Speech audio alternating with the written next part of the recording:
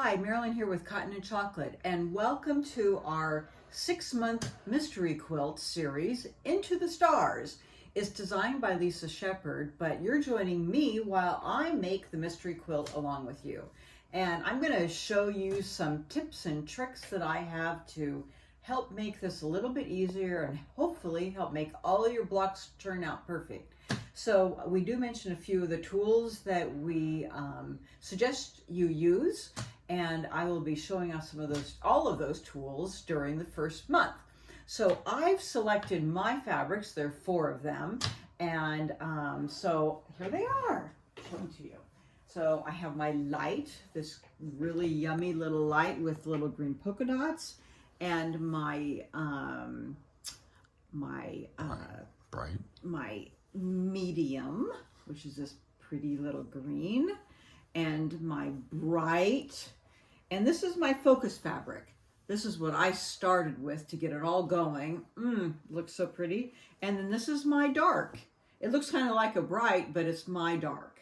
So, you know, how do you get started picking your fabrics if you haven't yet? Start with the focus and then figure out where it lays in this light, medium, bright, dark family. It can be anywhere, and then build around that, okay?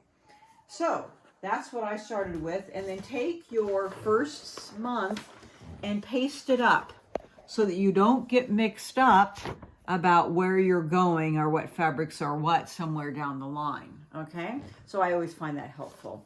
Okay, so month 1 instructions are make flying geese by the no waste method or use the Deb Tucker method. So the Deb Tucker is using the Flying Geese ruler, or the Wing Clipper ruler, and that's what I'm going to demo. If you're going to use a Wing Clipper, you have to change the cutting a little bit, okay?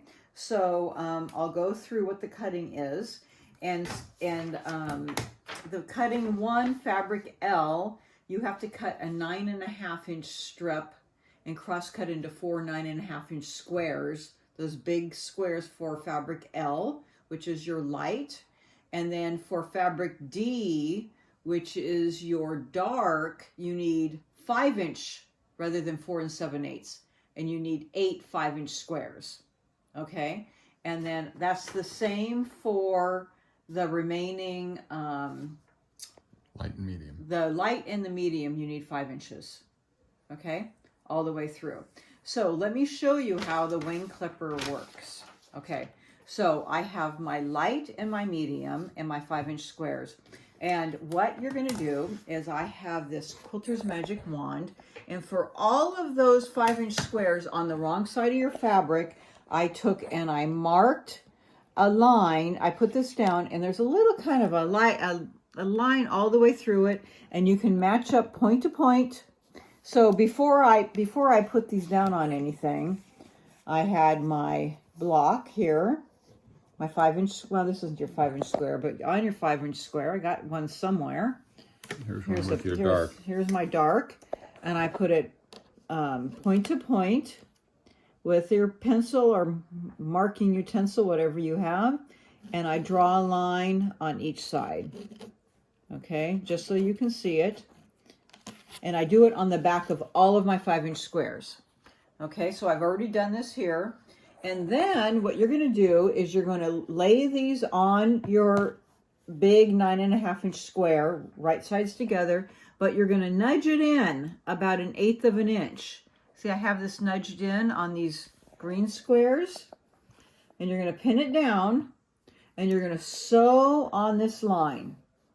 Okay, so I've already sewn on my line, and then what you're going to do is take your cutter and you'll just cut down the middle. Okay, there you go. Or you use a ruler too, and then you're going to press these open. So each one of these squares is actually going to produce 4 flying geese when you finish. So you're going to press these. Let me get this out of the way. You're going to press these open towards the triangle. Okay, both of them. So I'm going to take both of these and press towards the triangles. on all of these, your mediums and your darks. So I do all of that at the same time. And then, so I have those pressed open. You're going to take the next square. So it takes 4 of these 5-inch squares to do this unit. I'm going to take the next one that I've drawn my line on, and I'm going to lay it on here like this. I've already laid it on, but let me just do it on a fresh one.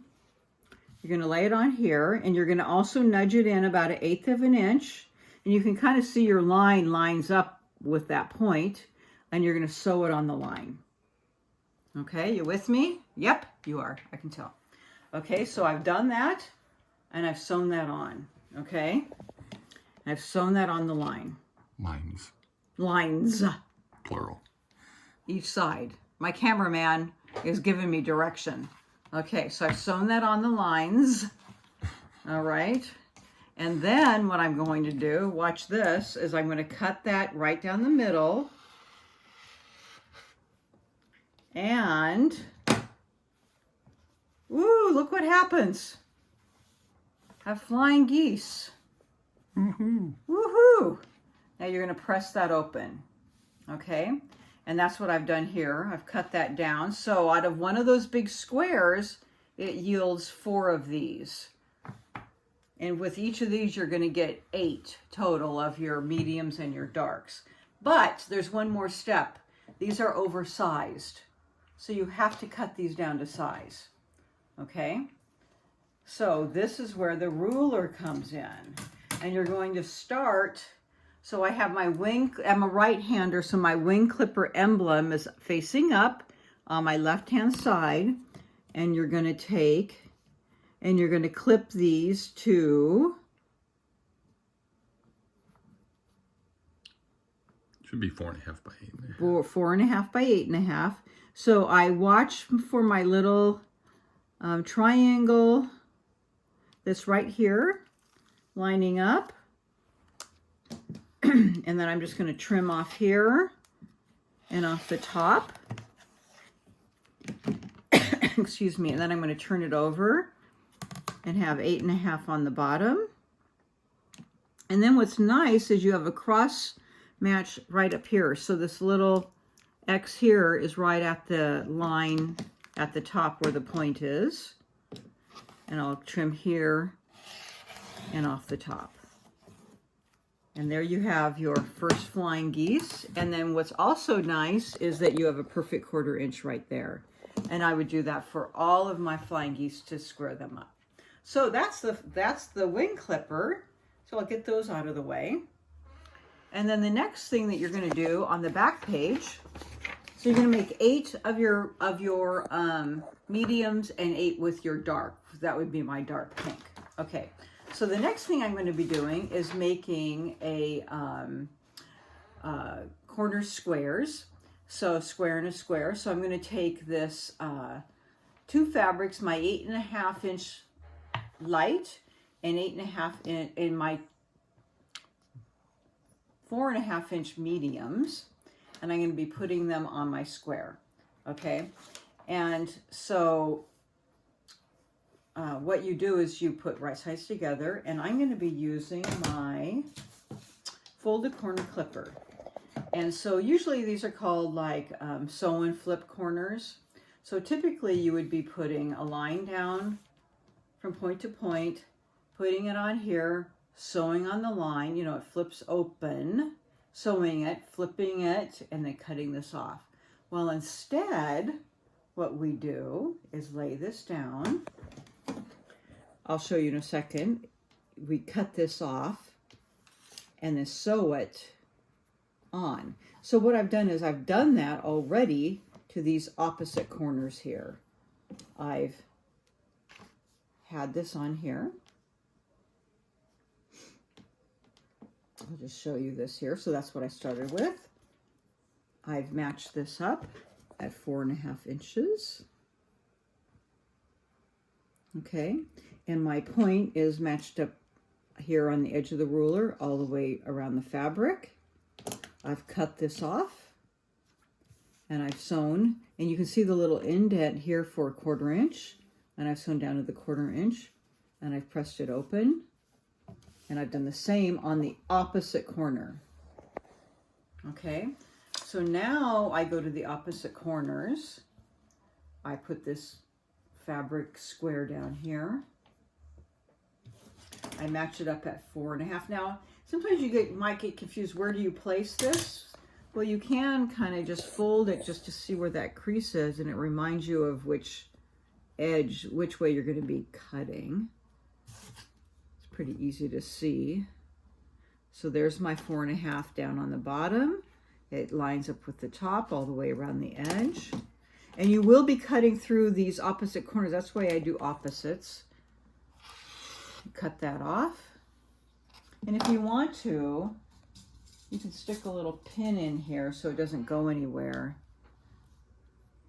And then I'll just do the opposite corner. And I love this folded corner clipper. I use it, I do a lot of sew and flip corners. So this is really handy and it saves a lot of steps. And the nice thing is that they turn out really perfect. So then you can stick a pin in on this one right here, and then take it to your machine and sew it, and then they'll flip open. Now, this is a particularly large piece that we're doing. So when you cut these off, look at what these are. These are really big pieces left over. So what I did is I just grabbed them and I sewed it, and guess what you get? Half square triangles left over.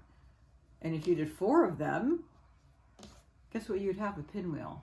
I don't know, what do you want to use it for? Well, use it for whatever you want, or don't use it. You can throw them in the trash. But I just thought I'd point that out. These are nice big sizes, so they do yield some kind of cute half square triangles if you want to make them into something else, or put them in the border of this quilt or on the back, or maybe you'll get more of them as we move forward. Just a thought. Okay, so how many of these do you get? Well, we'll tell you. I don't know. I haven't memorized it, but you'll get some of them. So anyways, moving on, that's how you make that with the folded corner clipper. And then the last thing that you need to do is you need to make some strip sets. So this is with my light and my bright. So here's a strip set, and it's pressed to the dark. So that's one of them. And then I need to cut these off into cross-cut into 24 4.5-inch sections. And then I need to piece these into 4 patches. So here's 4.5-inch section, okay? And the one thing that you want to remember when you're cutting these is I measure it not off the bottom, but off the middle. And that way it keeps everything straight. And after 2 or 3 cuts, I recalibrate to make sure I'm staying even. Otherwise, you start getting wonky, and then these little sections start, I don't know where I said it now, start becoming crooked. And then you don't have a square, you have a, what do you have, Jerry? Parallelogram. Parallelogram, there you go. Okay, we don't want that. Whatever it is, you don't want it. So now you're gonna make a 4 patch, and then you're gonna add 1 more piece to it to have a little 6 patch, okay? And that's what it's gonna look like. And we make 8.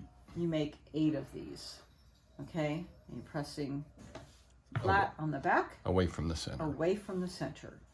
Okay, so those are all the steps for month 1. And then you're gonna put it in your little project box, and you're gonna wait until July. And then we'll have the next step out for you then. So it's fun, it's exciting, and it's a mystery what it's going to be. So we'll see you then. Thanks.